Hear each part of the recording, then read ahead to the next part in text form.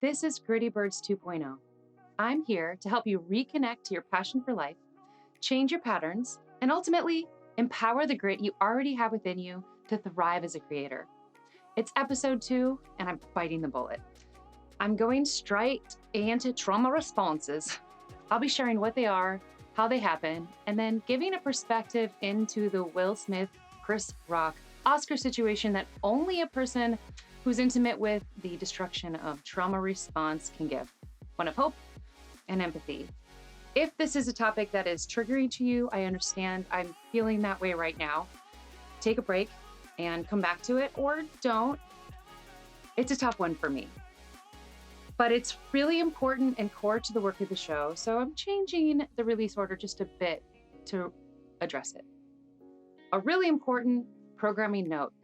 On this show, I will not be sharing details of my own personal trauma, but I will share how I experienced it and moved beyond it. The tone of the show is meant to be hopeful. And to me, overcoming obstacles is a lot more interesting than trauma porn. It will bring up things for you because we are talking about trauma, but these are amazing things that can help us become more empowered, that validate our experience, and help us take our next step in our growth journeys. It's hard to approach scary things, but we can do it. And I'm here to help you so that you can thrive as a creator. Now let's get going. This is Gritty Birds, and it's time to create.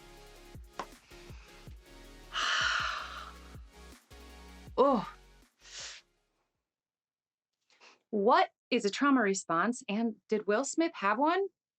I'm giving you the skinny on Will Smith, the trauma responses from me, a woman with PTSD who has a long history of trauma responses. So we're going to just dive into it. First, I'm going to just give a quick overview of what happened in the Oscars, and then how people responded online. Then I'm going to share how I saw it. This is part 1. And then I'm going to go into what a trauma response is and how the brain works, what causes them, what they feel like, and then how we actually address them. I'm going to validate why they're complicated to address, why how you feel about experiencing them yourself, or when you're experiencing someone else's trauma response, why that's really challenging, and what that has to do with us as creators. We're really going to be diving into the context here. This is going to be a more extreme example, the Will Smith one, but every trauma response that we have is related to how our brain works, how our nervous system is working, and what's happening at this moment. When we have these big displays, that's just like looking at a global picture of something that's happening in our neighborhood.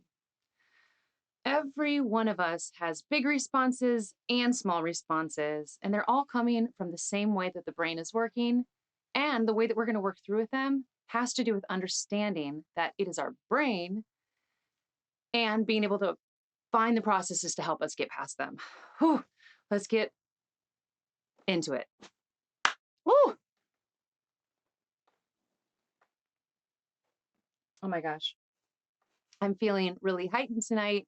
There was something that happened and I had a mild panic attack actually right before I was about to hit filming. And this is just an example of elements that I'm still working through, because every time that they happen, I deconstruct where it is that I'm not feeling safe. So I'm looking forward to recording this tonight because it's also going to help remind me of certain elements. And as I step into tomorrow, really help me to ground. So, let's dive into it. So what happened at the Oscars? If you were living under a brick, or if you're watching this later on, Will Smith, at the height of his career in the Oscars 2022, went up on the stage and slapped Chris Rock in a response to a joke about his wife, Jada, and how she has alopecia. He said, called her G.I. Jane 2. Will Smith proceeded to laugh, then looked at his wife. She was nonplussed. She was just like, nope. And then he walked up on stage, slapped him, said, keep my wife's name out of your mouth, and then sat down again, repeated that again. Later, Will, who was not removed from the telecast, proceeded to apologize to everyone except Chris Rock. And there's been a lot of talk ever since. There have been really diverse responses online, and it's been pretty complicated. And a lot of it is people bringing up how it brought up things to them because it was a traumatic thing to experience.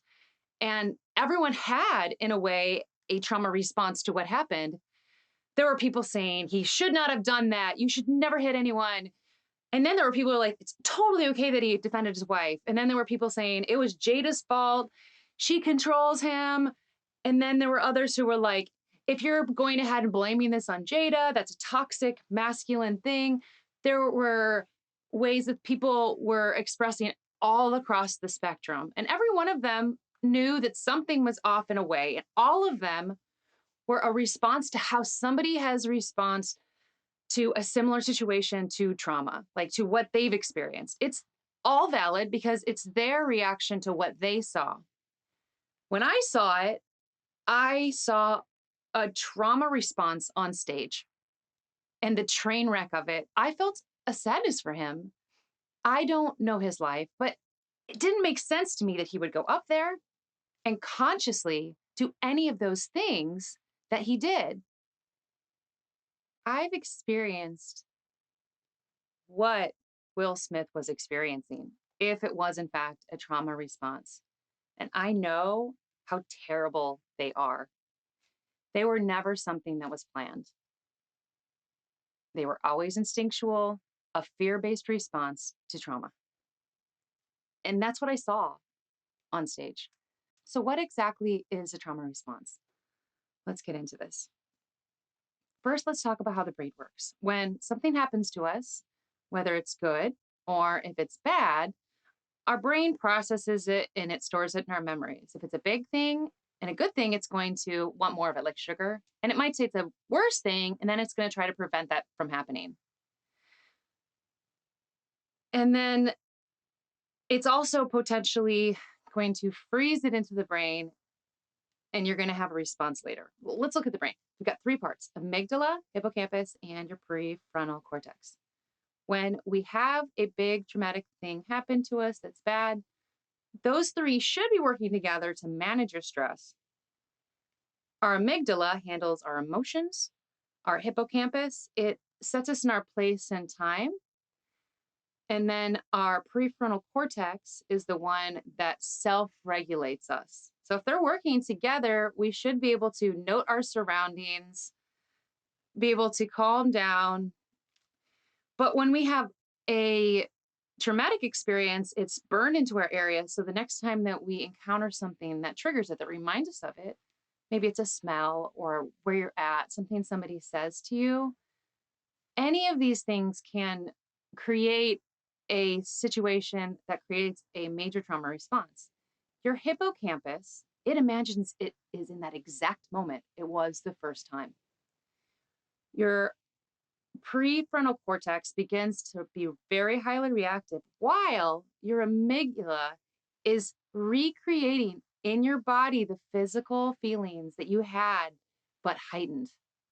So you're experiencing it completely over again. You are disoriented, and all of these things are happening in a split second. It's not a slow process. It's like you get triggered, and then you're in this state. You can't breathe. You're dizzy. Your body is in a physical state. And if you're in a state where you're more reactive and you can't take that pause, things can happen that you'll highly regret, that your body is doing so it can protect you. It's sending your nervous system into a couple different states. You initially likely will go into the sympathetic nervous system, which is your fight or your flight. And it can also send it to the parasympathetic system, which is where you have your freeze or fawn. And that's where you're trying to solve it or where you're disassociating, essentially. I mean, it can look like somebody is just really, really calm, and it might seem like they're totally fine, but that actually could be a freeze response. And in those moments, you could ask that person to do something, and they might not be able to really register it.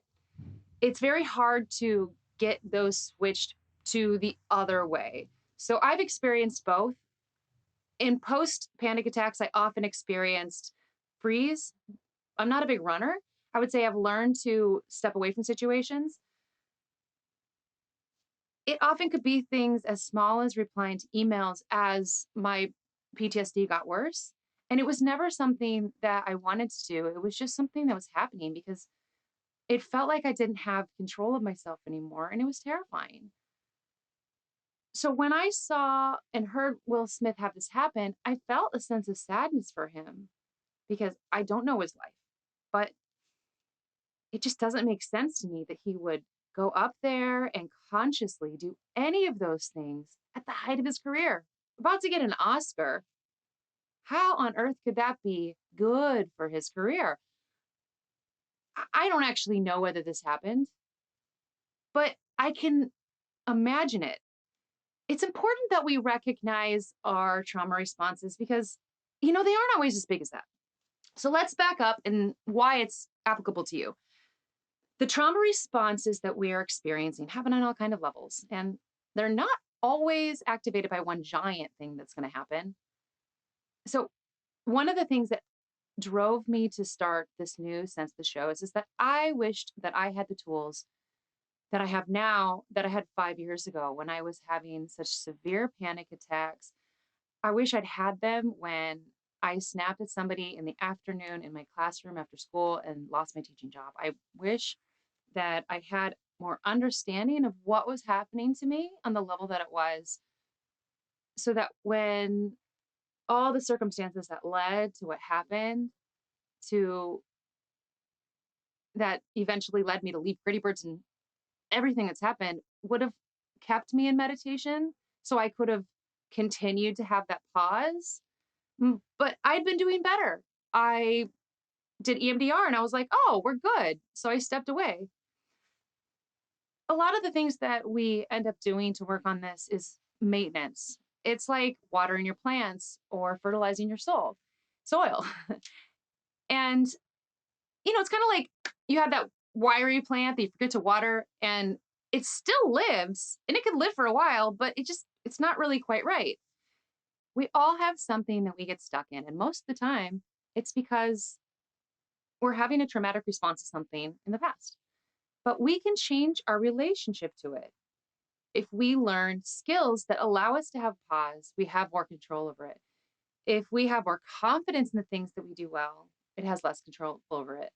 If we're able to walk through those and have the ability to change our body, like breathing through it, allowing moves that activate our vagus nerve, things that activate our sympathetic nervous system so that we're not stuck in a parasympathetic nervous system, so we can be able to change and transition them. The more that we can heal our brain over time between panic attacks through a lot of different various techniques, no matter how big your trauma is. And I mean, we're talking about like why you avoid things. There's a lot of things like tapping, EMDR, hypnosis. These can help you get past things that you're stuck in. And all of these are elements that can help. If you are having clammy hands and feeling even just mild panic attacks, like that's totally normal. Like you're very normal. Everyone experiences it. A good example is I was at Podcast Movement last week in LA, and I was talking about the show, which, it focuses on creative recovery. And I talked about the Podcasters Forum and all the work that I'm heading into doing as I help people regain their voice. And I was mentioning this concept that everybody has something they go through.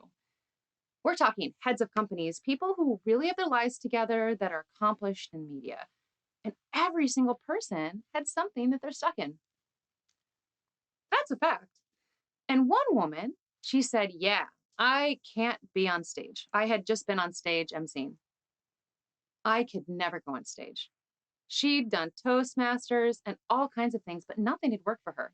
And I said, yeah, that's because it has to do with your nervous system. It's a trauma response.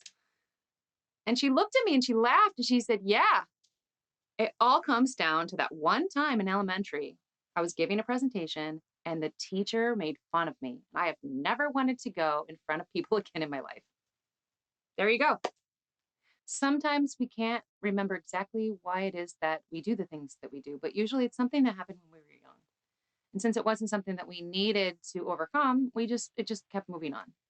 I love that we are now having conversations about how our brain works, how the nervous system works, and how to work with the nervous system so that we can not just survive, but actually thrive.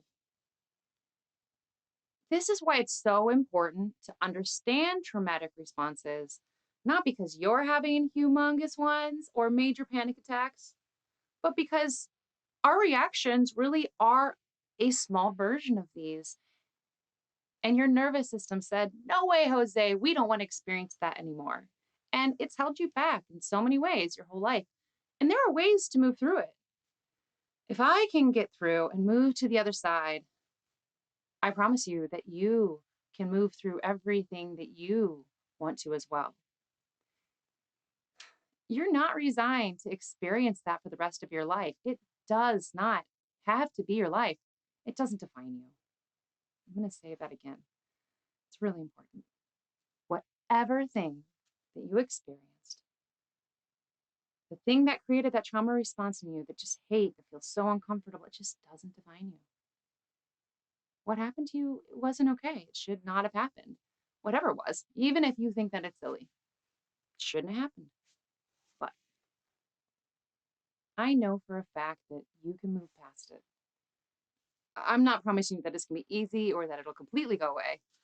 But the fact is that we do have the power to move past it. I really hope the best for Will Smith. I hope he deals with what's going on with him. I really hope that he wasn't hitting people because he thinks that's the right response. It just isn't. I hope that he finds ways to work through this so that he's able to move on and thrive. I hope that people don't define him by this incident. I have a lot of empathy for him because all of us go through things and it's really hard to go through them in the public eye. And it's really hard when they make you feel as guilty as you do. I want to encourage you to have empathy for yourself and for people around you. You are a shining, wonderful person, and your nervous system, it's just been trying to do the best for you. It's just maybe come from the wrong angle. So let's figure out how to come past our trauma responses so that we can thrive. And I'm going to be talking more about that on the show. Whew. Thank you all for being here in this episode.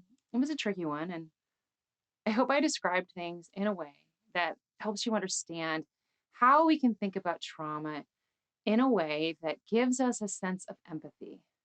Please understand that there might be more going on with somebody, or maybe even yourself.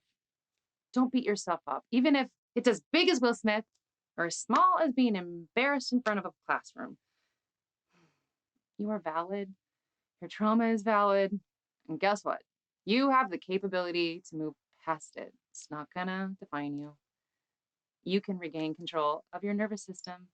I'm going to come back next week and come back in on why we don't need to be focusing in on our weaknesses, why it's key to celebrate and focus in on our strengths as a part of our healing process in creative recovery. Thanks, everyone.